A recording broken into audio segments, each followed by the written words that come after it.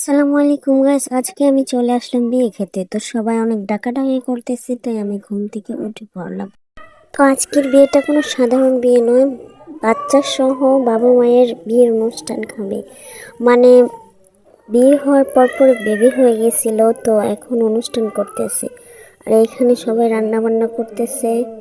আমাদের এখানে যাদেরকে বলা হয় পাকশি, রান্নার লোকেদের। তো আমি চলে আসলাম ফ্রেশ হয়ে খাবার নেওয়ার জন্য। সকালে খাবার নেওয়ার জন্য সবাই অনেক ডাকাডাকি করে ঘুম থেকে উঠাইছে। এখন আমাকে দিয়ে দেওয়া হচ্ছে খাবার।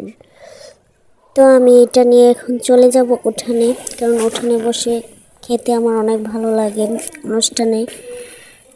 তো আমি একটা চেয়ার নিলাম, ওইখানে কিছু মানুষ আছে, ওদের সাথে গিয়ে জয়েন হলাম। তো এখন আমার সকালের খাওয়া শুরু করছি। তো আমি রেডিমেডি হয়ে চলে আসলাম দুপুরে খাবার খাওয়ার জন্য।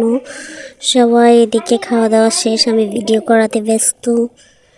এই যে আমাদের খাওয়া দাওয়া শুরু হয়ে গেছে।